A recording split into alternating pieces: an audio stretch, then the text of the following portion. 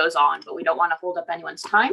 So good afternoon, I'm Chrissy Richardson. I work with the Office of Victim and Volunteer Services. And today's Lunch and Learn, we're presenting in collaboration with Georgia State and their Child Welfare Training Collaborative. I just want to remind everyone that this session is being recorded and will be put on our website later to be available to others. And so I'd like to introduce today's speaker. It's Mary Catherine Hawks, and she serves as a trainer with the Professional Excellence Program. She has over a decade of experience working in child welfare with the Georgia Department of Family and Children's Services. She began her career as a case manager in care adoption, supervised across all program areas to include resource development, family preservation, foster care, and adoptions. As a field program specialist with the division, she trained and mentored staff and developed and implemented trainings to enhance social worker well-being and quality of child welfare services. In addition to her years working for the division, she served in various other roles, including mentor, counselor, preschool teacher, advocate, and children's librarian. In these various roles, she learned valuable lessons that guide social work practice and trainings. She holds a bachelor and master's degree in social work with a certificate in nonprofit management from the University of Georgia. So with that, I will go ahead and turn over the Lunch and Learn to Ms. Thank you, Chrissy. I appreciate it. So Chrissy read my bio from the website. Thank you for that, Chrissy. It paints me in a much more educated light than I am.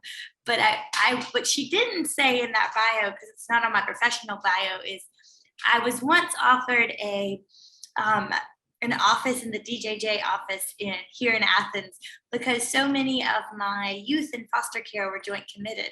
So I worked very closely. I like to say I have an honorary DJJ employment history just from working so closely with y'all. So I want to share that because I know firsthand, or at least secondhand very closely, how difficult and how important the work y'all do is. So I don't recognize any names. If I'm missing somebody I do know, I apologize, but I don't think I see anybody that was around the Athens office at that time. Maybe there's some folks whose names have changed or my memory is just not as great. So let's just jump right in. And to start, first and foremost, I want to let you know that I've shared, and I shared it multiple times because I think chats only show up for people who just joined. So I've shared it about 4 times in the chat, a workbook. And if you just click on the little ellipses, the ... right beside that workbook, you can just say open file. So you should have access to that so you can print it later, or you can follow along during the workshop. I want to also give the disclaimer that this is a 1-hour workshop, but it's an abridged version of a longer training. So if it's something that really resonates with you, I encourage you to go to our Child Welfare Training Collaborative website, which we'll share at the end, to go and see if you can register for another longer training because it is really important information that most people find valuable. And as Dr. Chrissy said, I work for Georgia State University's Child Welfare Training Collaborative. So presently I am a trainer, and we provide lots of other trainings if y'all are interested. So I'm gonna pause, and so we're gonna be here for an hour till 1 o'clock, but I wanna make sure there's no questions about the materials or anything I shared, questions about my bio, anything else. And I'll hopefully get to know a little bit about y'all through the chat. So everybody make sure they can access the chat on Zoom. It should be on the bottom for you all. You might have to click on the ... to access the chat, but it's going to be really important that you're able to share. I may even be able to get a couple of y'all off mute. If you have something to say, you can raise your hand, and I'll try to also allow y'all some space to talk. But since it is a 1-hour workshop, there's not as much time. So I'm not seeing any chats come in, but I did again share that workbook, and I'm going to jump right in. This workshop is titled Recognizing and Managing Secondary Traumatic Stress. And I already introduced myself. I've already let you know how you can get that workbook. You can also download it by clicking on that link. But to get started, we're going to start introducing the concept with some word associations. So this is going to be kind of fun, seems unrelated, but it'll connect. So how we're going to do word association is I'm going to say a word. It'll be on the screen. The first one is cow. And you're going to type in the chat what comes to your mind when you see cow. What images, what colors, what items, what comes to your mind? I see LaRonda says black and white. Yes, you're on the right track. LaRonda's already figured it out. Chrissy says moo. Yeah. Let me get a couple more. Big animal from Crystal. Yes. Debaha says milk. Absolutely. So many of you may have thought the black and white cow in the field. A lot of y'all said that. Maybe you can hear it saying moo. Many of you may have thought milk. I saw milk in the chat. I wonder if anybody thought this. Hopefully y'all are all eating lunch, but I'm eating lunch after this. So this looks pretty good to me. Now our next word is going to be work. What do you think of when you see work?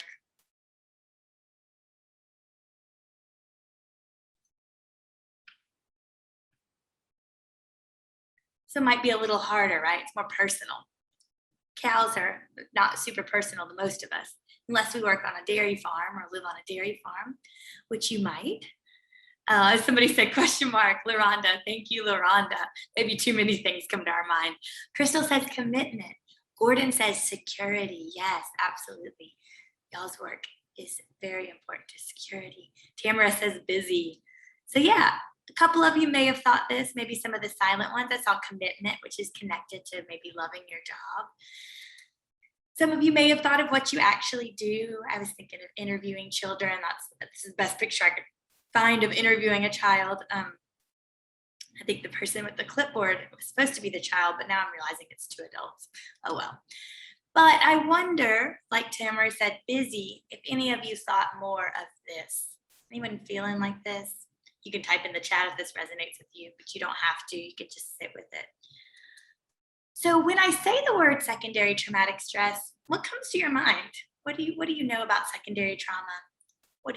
Do you know anything? Does anything come to your mind? Does it sound maybe like another word, so you associate another word with it? Who do you think of? No one is typing. Maybe other people's trauma that falls on you. Tamara, exhausted and overwhelmed from LaRonda. I think of grief from A. Gordon. Debaha says reading case files, victim stories. Crystal says anxiety. So many of y'all seem to already have a clue about what we're going to talk about today.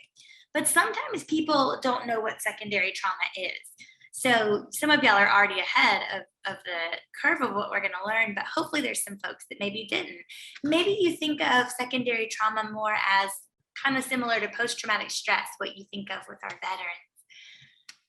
And maybe you think of other first responders that do a lot of firsthand work like firefighters. But I wonder, did you think of things like teachers or possibly even yourselves or counselors? And I think you did, because in the words that you said, you were talking about your own stories of these children you work with. So it sounds like you maybe are on that track of understanding that secondary trauma does apply to you all.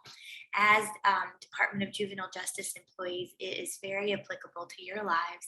And that's why we're doing this training. So I'm glad to hear that the awareness around it has permeated to some of y'all. But because there isn't a lot of awareness, that's why we started this training.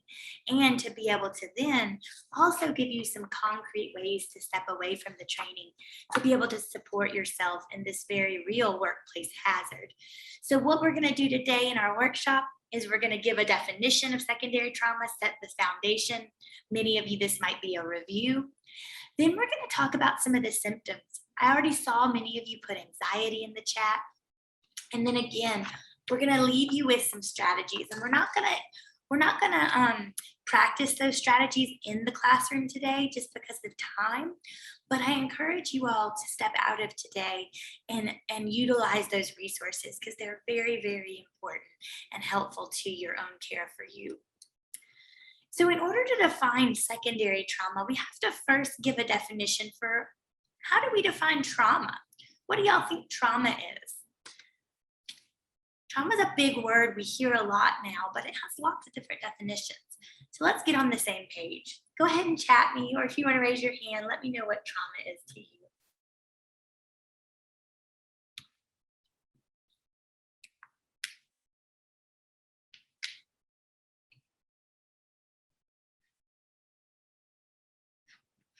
Let's see, we have a negative experience with lasting impact. Absolutely, Chrissy, thank you for that. Anyone else? Cause and effect. Beautiful, Tamara, I love that. So Crystal's also shared an unexpected event that you have no control. Absolutely. So there's a couple of things that stand out in those things y'all said that are involved in trauma. It's unexpected. It's often unexpected. It's overwhelming. It threatens the security or well-being of a person or someone close to that person. And it can be real or perceived. It's important to remember that perceived threats.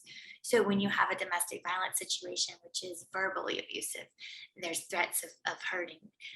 Maybe there's never any action on it, but you have a child who's witnessed that. That's a perceived threat of harm or of self or someone else. And so these are all things that represent trauma more theoretically. But what specific kinds of events? I just told you verbal abuse could be one of them. What are some other types of traumas? Give me a couple in the chat before we move on.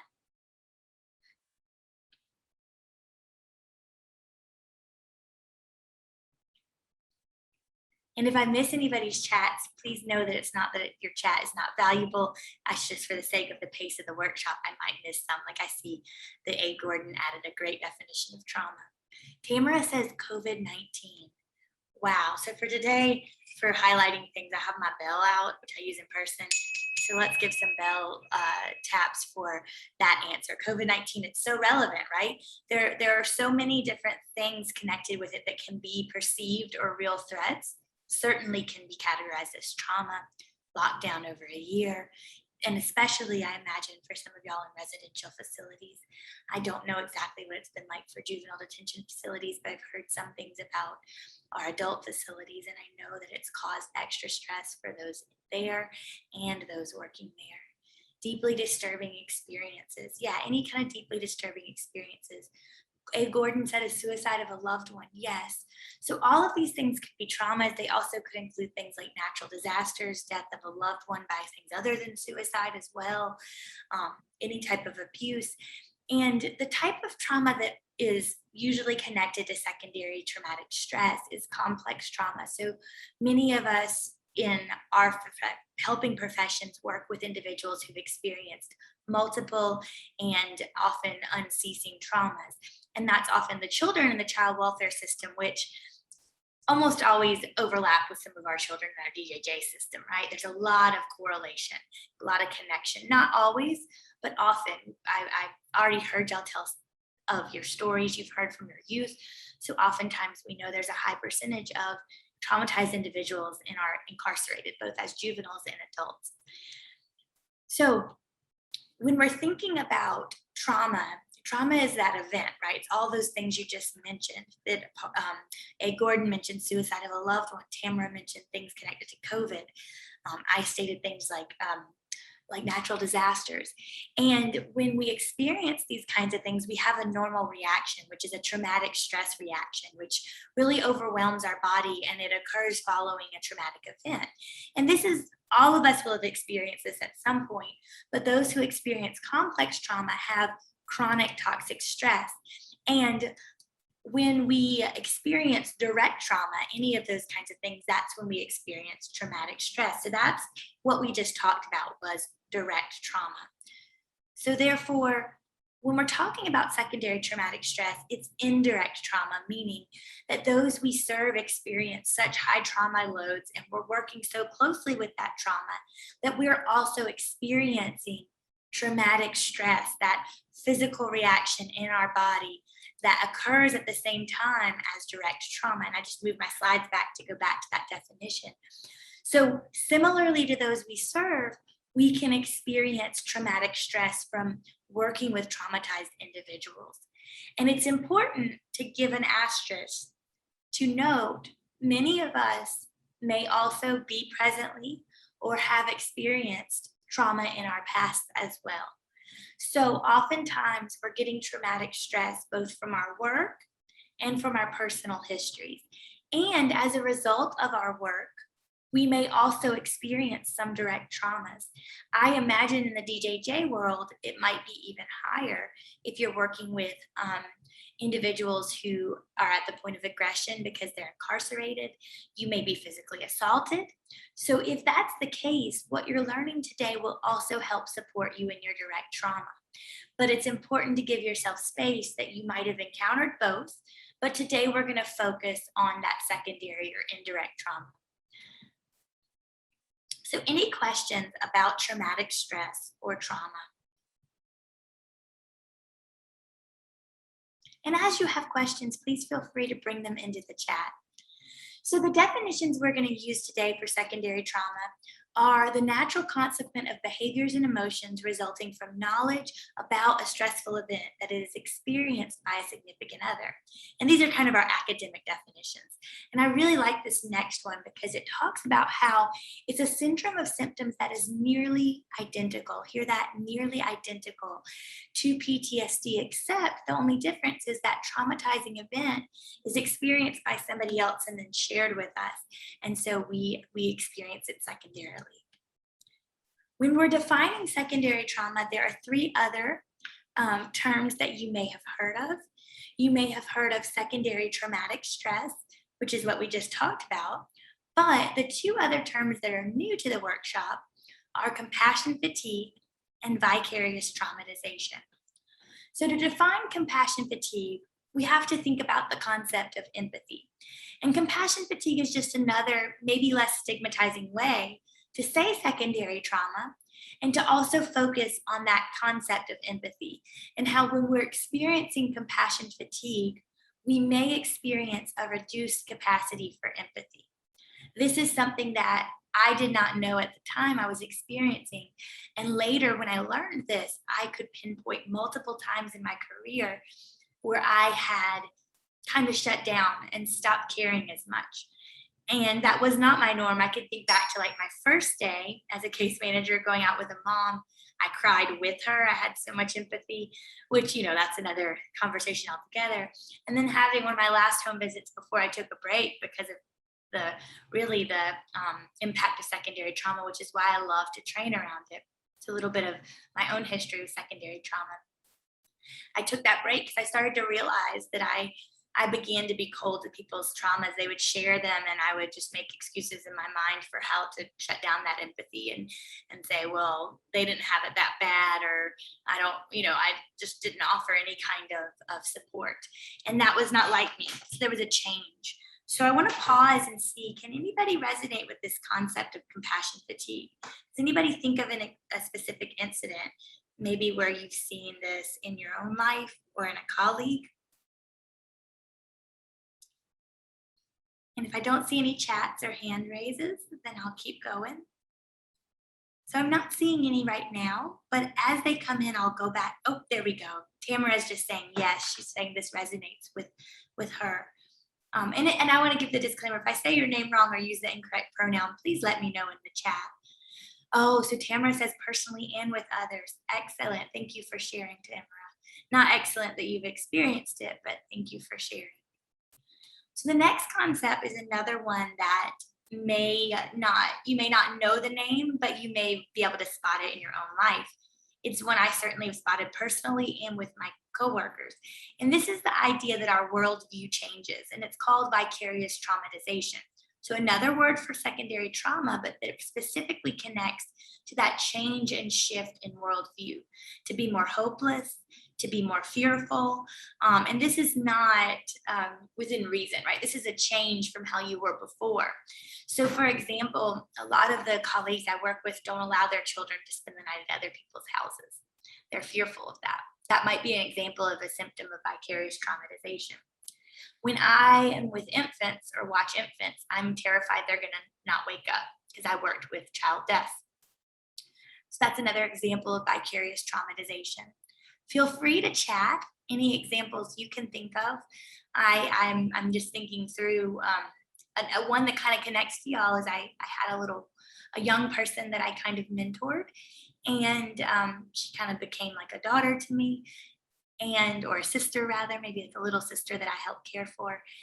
And she had some trauma history, and I began to be worried that of the worst case scenario, right? Like she was going to end up like some of the children I had that were detained for 20 years, right? Or not 20, that's a long time for DJJ, but they had been detained most of high school, for example. And I got worried every time, you know, she got in trouble or anything minor happened, that it was going to jump to that more hopeless situation. And I was very fearful for her. And I'm saying that because I'm thinking of the work y'all do in RYDCs with juvenile probation. And I wonder if it affects your own perspective with your own children. And that's just a guess. I'm not in your shoes, so I don't know. But tell me, let me know, what are some ways you experience vicarious traumatization? And if you're typing, keep typing, and I'll go back to them as they come up. And the final of the three terms that we might think of when we think of secondary trauma is burnout. And if you're following along in your participant guide, there's a great chart on page 3, burnout versus secondary trauma. And burnout is defined as a prolonged response to chronic emotional and interpersonal stressors on the job, determined by dimensions of exhaustion, cynicism, and inefficiency. So I wonder, does this term also apply to you? And if it does it sound similar to secondary trauma? And it probably does. There's probably a lot of yeses to both of those. But the difference between secondary trauma and burnout is that burnout is a condition related to more externals, right? Resources we have on the job, time to do our work, which I know are all limited, and also understaffing, lack of support at work, and just a high stress work environment. It can occur outside of the helping field, but it does not have to involve exposure to trauma. Whereas many of you probably have high risk factors for both secondary trauma because of the trauma that your children you've worked with have experienced, and burnout because of our diminished resources. So they're not the same thing, but they're connected, because oftentimes fields have factors relating to both. And if you're feeling secondary trauma, you're more likely to have symptoms of burnout. And if you're having symptoms of burnout, you're more likely to have symptoms of secondary trauma. So the symptoms are very similar, and they also serve kind of as like a dose, like of medicine, for example. Like if you take more of it, you're going to have more of a reaction to it, right? So you're taking a dose of this medicine and this other medicine. It's going to hopefully help you get better quicker.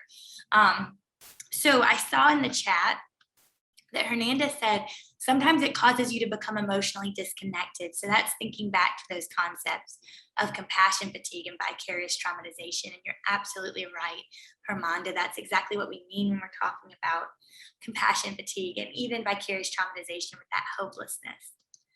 So I want to pause and see if y'all have any questions about how we're defining secondary trauma and these various terms that are connected and associated with secondary trauma. Any thoughts?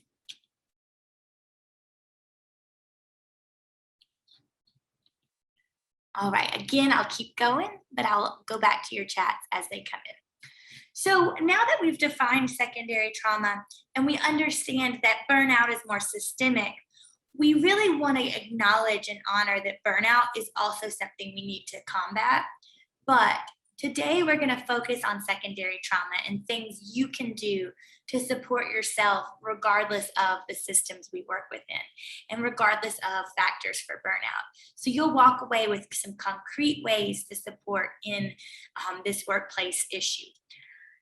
So when we're talking about secondary traumatic stress, we want to just reiterate that it reduces your capacity for empathy and empathizing, just like Hermanda just said, that it causes you to be emotionally disconnected. That's kind of what we mean by reducing your capacity.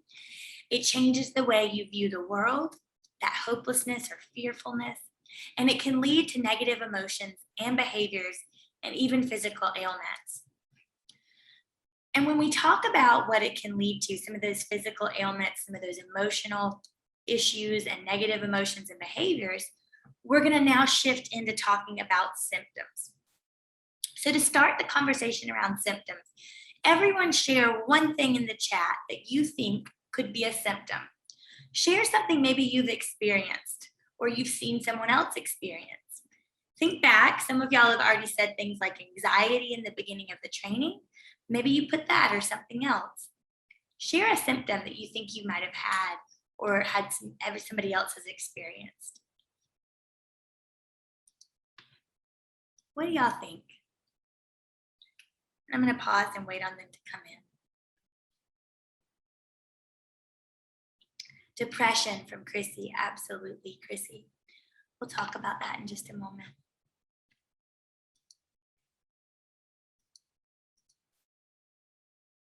Oh, and I didn't mean to start those subtitles. I'm so sorry if you're seeing the screen. I'm going to stop subtitles. Sorry about that. All right. I see overeating, exhaustion, confusion, fear. Yes, all great examples. So we can divide symptoms into these 4 categories you see on the screen. Things like exhaustion and depression might be connected to our negative cognition and mood. Things like overeating might be connected to negative cognition and mood or arousal. If we're over-aroused, we might overeat because our hunger impulses, our regulation in our brain has changed because of those stress hormones. If we are experiencing fear and confusion, those are those cognitive symptoms. Also experiencing and re-experiencing and intrusion symptoms might be connected to fear. If we're getting fearful from triggers or re-experiencing events. All great examples. So I'm going to go through the 4 symptom categories a little more in depth. When we talk about re-experiencing and intrusion symptoms, we're really talking about things like nightmares, things like being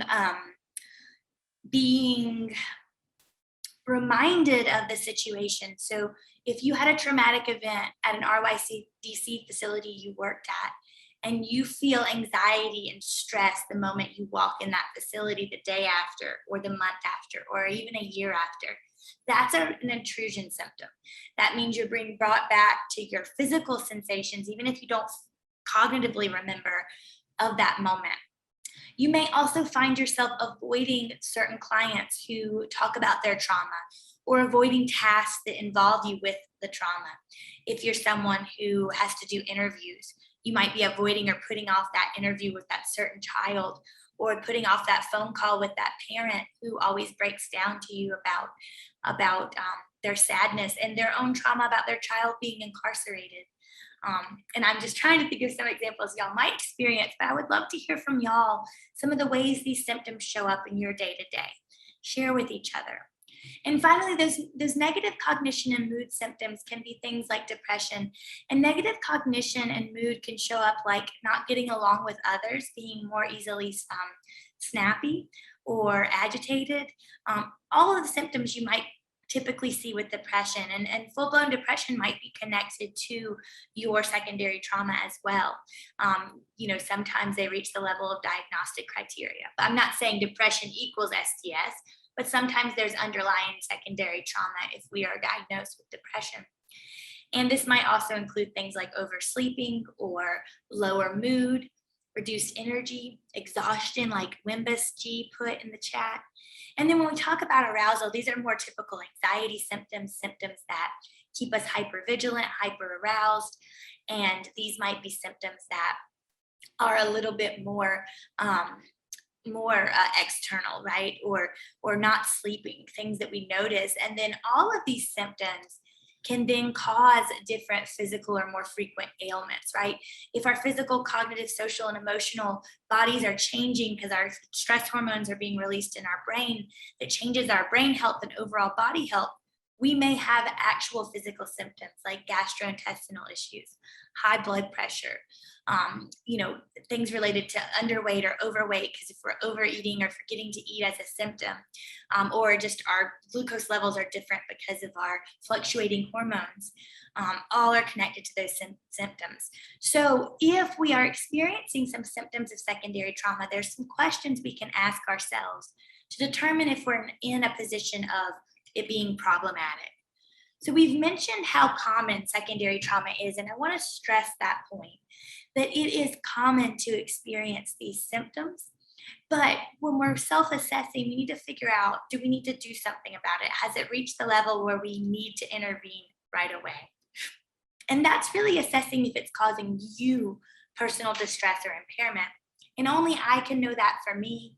And only Wimbus can know that for themselves, or LaRonda can only know it for LaRonda, Chrissy for Chrissy. So you have to really ask yourself, are you bothered by these symptoms? Are they impacting your relationships? Do you find that you're withdrawing from activities and even losing social support? Is it impacting your work? And this is one that can come up. And if you're in a position of leadership, don't shame people about it, but maybe pay attention to your staff. Maybe their performance issues could be related to secondary trauma. Is your own effectiveness, even if you're a supervisor, impacted by that? Maybe you have a reduced capacity for empathy for your staff.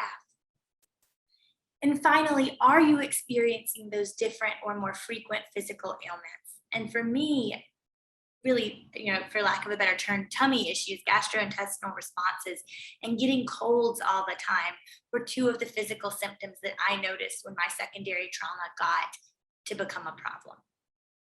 So let me pause and see if y'all have any questions about symptoms, how we assess their problematicness in our lives, for lack of a better word, and any comments you have about how you've experienced these symptoms or noticed them in others. Maybe you notice them in the children you work with, and then that kind of clues you in, hey, maybe we're both experiencing some toxic stress, some traumatic stress. Yours might just be secondary. For me, the children I worked with often had stomach aches, and a lot of people would dismiss it as an attention-seeking behavior, but it truly does create, stomach issues potentially.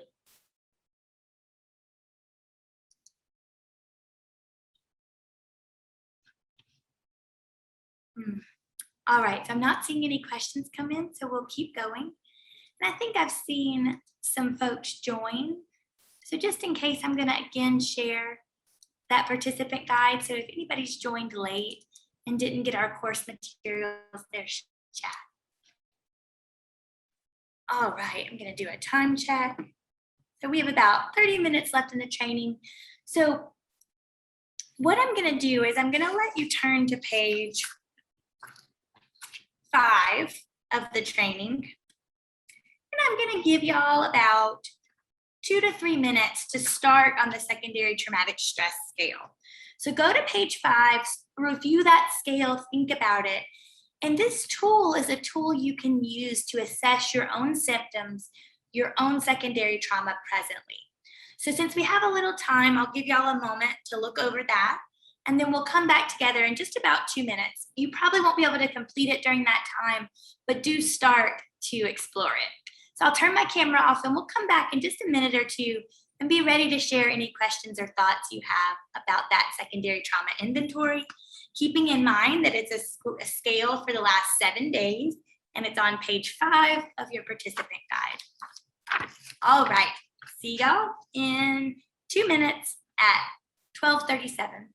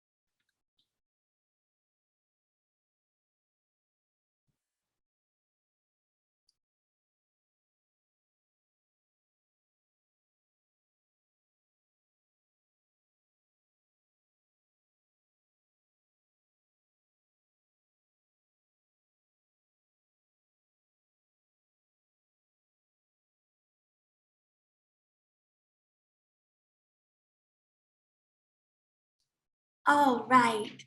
Hopefully you've been able to explore that just a bit. And I want to check in. I changed my screen on my side. Can y'all still see the slides normally, or do you see my presenter view? I just want to make sure that y'all are seeing the right thing. I changed that up when I turned off my screen. Somebody let me know. And while y'all are chatting me, you can see my slides great. Okay, so you can't see my presenter view, hopefully. Just let me know if you give it. Oh, you do see my presenter view. Okay, so I'll fix it. Sorry, I thought that was the case. I'm not always as savvy on Zoom. We use other platforms at CWTC. Okay, beautiful. So if you went and looked at the scale, this is a great scale to assess how symptoms are impacting you. And you can go ahead and after the training, look at where you are. And if you're in that moderate to severe category, likely you're gonna need to potentially engage in some intervention. So just to close out our definition and our symptom section of the training, remember STS is a normal reaction to exposure to traumatized individuals. We can have a range of symptoms and we're not gonna all react in the same way. And pardon me, if the symptoms are causing you distress and impairment, you need to take action. And that's what we're gonna spend the rest of the training today talking about. Oh my goodness, I just clicked the wrong button. I'm not doing great with Zoom today. So sorry for that. Okay, so when we're talking about taking action, I want you to really think about this concept of self-care. Self-care is defined as a way to intervene in your own world and your own life, both professionally and personally, to prevent the negative consequences of STS. And I know self-care is a buzzword, but we're going to really talk about it in a more in-depth and comprehensive sense today. And we're going to talk about it in a way that's fun to remember, that seems less in-depth, our ABCs, but really it's looking under the surface of just taking bubble baths and maybe going out with your friends and really looking at it from multiple different angles. And so we're going to look at our awareness around our own self-care. We're going to look at how we can create balance as a component of self-care, and we're going to look at connection and how connection relates to self-care. So our awareness, is really knowing our own needs, limits, and emotions, and being aware of our own stress-related symptoms. So that's really where doing that STS scale and doing a self-inventory, and even maybe being engaged in therapy comes in. Monitoring our stress symptoms over time, so knowing when they get higher and lower and what triggers them, and assessing our own self-care activities. So not just assessing what it is that's going wrong, but how are we intervening? So I want y'all to use the hand raise feature, and that's up at the top. You should be able, or up at the bottom, you should be able to find the hand raise.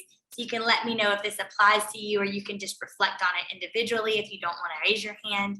But go ahead and raise your hand if you read inspirational literature on a regular basis. Raise your hand if this applies to you. And this is a spiritual form of self-care. Excellent. I see. Oh, I wonder if that's Terrell County RYDC. That's right near where I grew up in Stewart County, if it is. Okay. So yeah, I see lots of y'all raising your hand for this one. Raise your hand if you have a peer support group at work, and let me know. Yeah, I see lots of hand raises staying. This is a professional form of self-care. Raise your hand if you enjoy physical activity on a regular basis or engage in it on a regular basis. This can include things like dancing, swimming, running, playing sports, you name it, lots of other things. I know walking could even be one, it's not up here. Excellent, lots of hand raises. Do you seek opportunities to learn about new things unwork related that are of interest to you? See lots of hands staying up, a couple people lowered them. This is a psychological form of self-care. Do you stay in contact with those important people in your life? You stay in contact.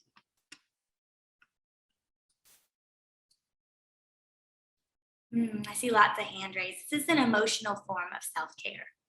So your first strategy for engaging in self-care is on page 9 of your participant guide. And on page 9, you can view the self-care assessment. And actually it's on page 8 and 9. I forgot mine's double-sided. And on page 8 and 9, you'll be able to see different forms of self-care and assess where you are and maybe get some ideas for some new forms of self-care. So in the larger training, I'd love to hear some of the ways that y'all engage in self-care. If anybody wants to share some specific ways, please do that in the chat. I'd love to hear from you. But otherwise, we're gonna move on from our first strategy. And we're gonna move into a second strategy, which is unrelated to our ABCs. So we're really taking like a music break, if you will. And we're pausing to say, did you know that music has been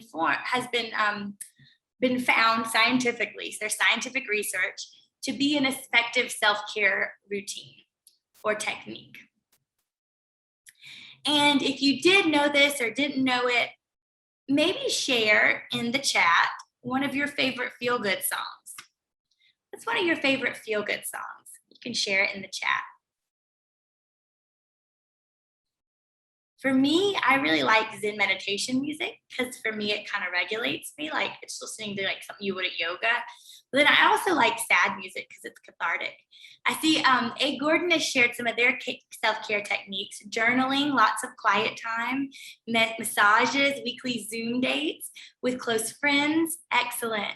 Debaha is saying happy song. Gordon says, I love jazz, going back to our self-care songs. We had the happy song, I think that's by Pharrell. That comes up a lot. Golden by Jill Scott for LaRonda. I always learn great new songs in this training. So the reason that music is connected to self-care is that it has 6 benefits. It provides feelings that can be as powerful as the feelings you get from sex, drugs, or eating. Sad music can help you during hard times, and these are all scientific reasons. Music helps reduce anxiety. It can provide pain relief. It can increase our immune functioning, and it builds connection between each other. So it also goes into that C of self-care. So your second strategy for homework will be to create a playlist of all of your feel-good songs. Maybe you'll include Golden by Jill Scott, Just Be Held by Jason. Thank you for that, Jason. Debaha says happy song. We're gonna maybe put happy song on there if you're Debaha. But whoever you are, whatever these songs are, they need to be unique to you. So that's your second strategy. Parker added gospel. Gordon said frequency by Jaheen Aiko. So moving on to our B of self-care. Our B is gonna be standing for balance. And this is maintaining balance between our personal and our professional lives. Give me a hand raise if this is a struggle for you. Give me a hand raise if just on the surface you feel like this is a struggle for you. Certainly has been a struggle for me. I've been called a workaholic in my life, unfortunately. Jason's raising their hand. Let's see, Parker, yeah. Not to call anybody out, I'm also raising my own hand. So for those that didn't raise your hand, maybe this is gonna be one of your strengths.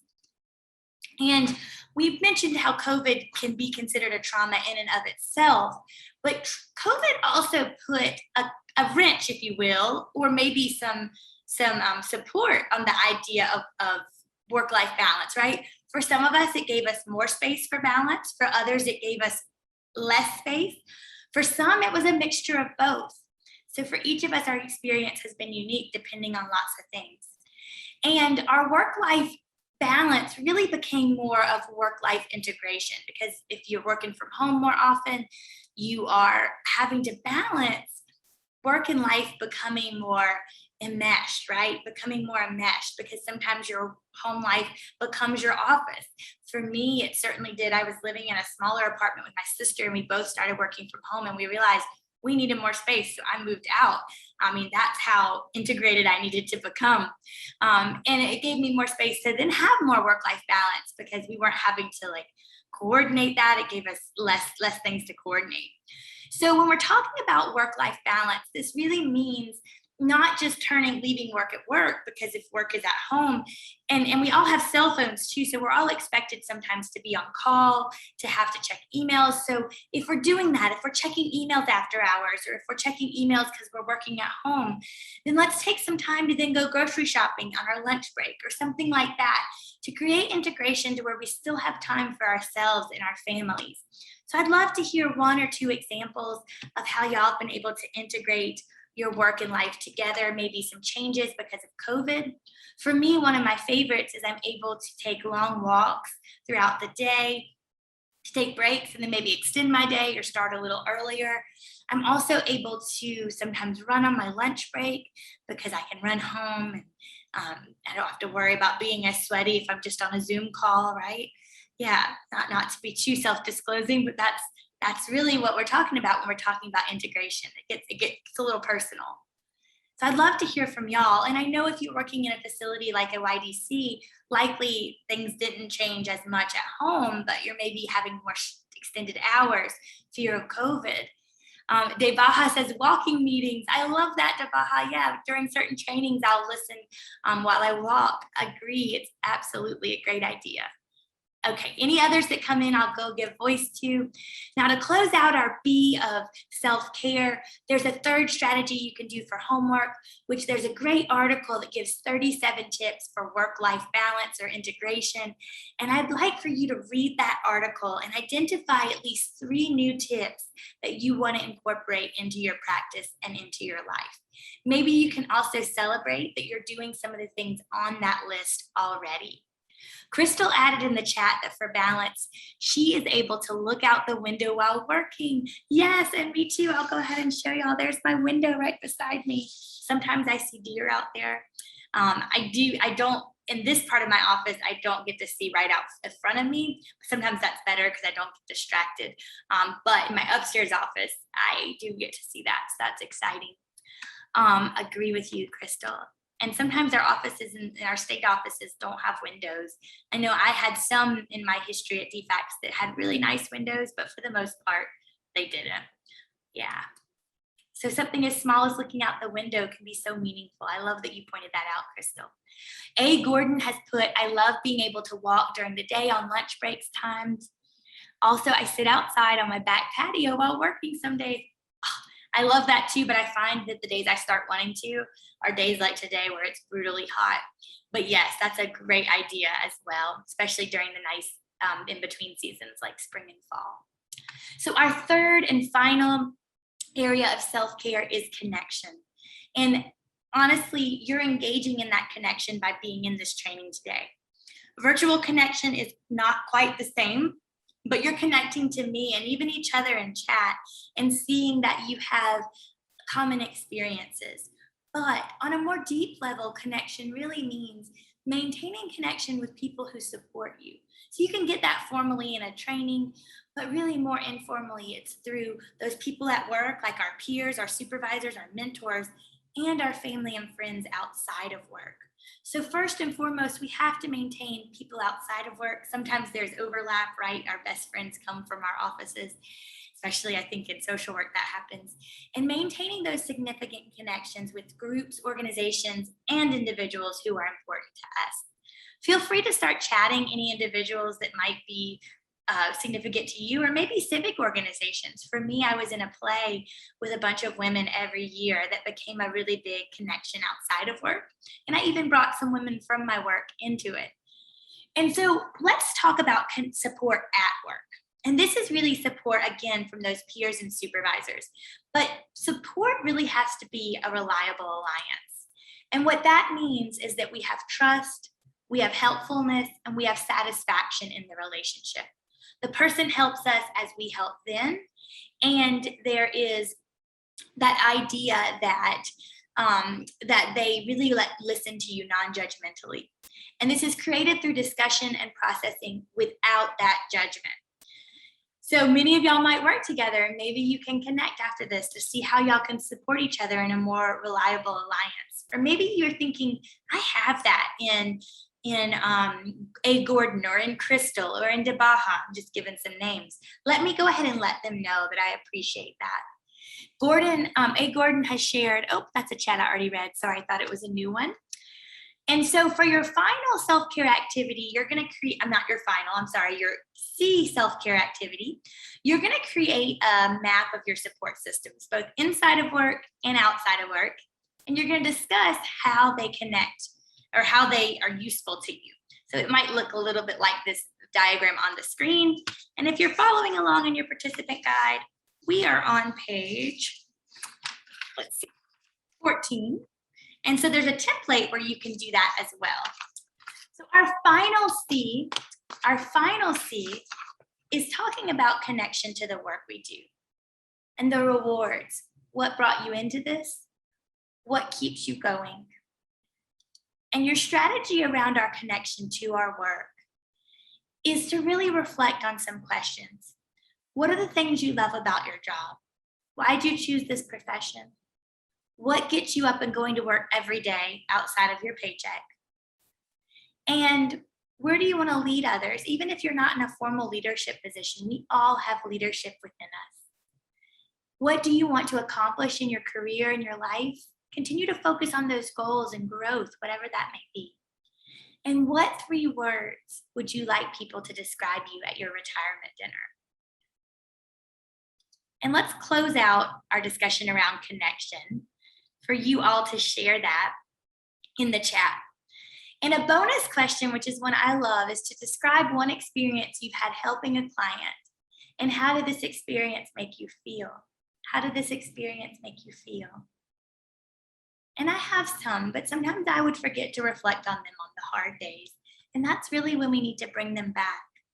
I see A. Gordon has shared in the chat, I'm blessed to have that at work, that reliable alliance. She's given a shout out. Devaha and LaRonda on this call today are her reliable alliance. I'm going to give a pom-pom shake for that. Thank y'all for giving each other some support and creates a healthy and happy work environment. And that's just what we mean about how important that connection is to self-care. And to close out connection, we're going to give you a new word, compassion satisfaction. And this is almost the opposite of compassion fatigue. It's really focusing on that pleasure we derive from being able to do our work well. And having those connections, having balance, having an awareness of our self-care all contribute to making sure we can focus on that compassion satisfaction and we don't get that symptomology that causes us to be less effective at work. Because this is our ultimate goal, is to have satisfaction with the work we do. And I see LaRonda saying, woohoo, ditto to A. Gordon. So A. Gordon's also a reliable alliance at work. Excellent. And if you're feeling like you don't have one of those or you're not one of those to someone, it's never too late to seek it out. Maybe you'll have to seek it out outside of your office if you don't really have someone you connect to. Maybe you'll have to check in with people and say, I was a supervisor, so I know sometimes as a supervisor, I wasn't a reliable alliance. So knowing what I know now, I might have checked in and said, I know I did this. Let's see how we can repair and move forward with more trust and less judgment. So hopefully, as a result of today, you have some activities you can engage in to create more compassion satisfaction in your life. And there's a final activity in your participant guide on page, it's your page 16, where you can create your self-care map. Maybe after your meeting today, you can spend about 10 minutes with the Reliable Alliance, creating yours and sharing it with them, posting it on your office wall, your home office wall. That is your final technique for today. And I want to remind you all that there is a participant guide to go along that gives you all these strategies I discussed today. And I want to thank you for attending on behalf of the Professional Excellence Program. But more importantly, I want to thank you for the really difficult work that you do. I was not a stranger to the detention facilities, and I was always encountered with kindness, and I saw how difficult the stories were of some of the children I worked with there, and I know that that weighs on y'all sometimes. So I want to thank you for that work. And thank you for sharing your lunch with me today. I'm going to stay on the call until 1 or everybody's logged off if y'all have any questions. I would love to hear from Terrell, RYDC, if that's Terrell County. See if y'all are in my neck of the woods. I also saw there was a Jason on the call, and I used to know someone who worked in the Athens area named Jason at DJJ. I wonder if that's the Jason I knew. I can't remember your last name. I feel badly. But yeah, I'm on the call. I'm just rambling now. Thank y'all again. I'll turn my camera off, but I'm here in chat, or if anybody wants to raise their hand, come off mute. Thank you so much, Chrissy, for having me. And thank you all again for spending your time with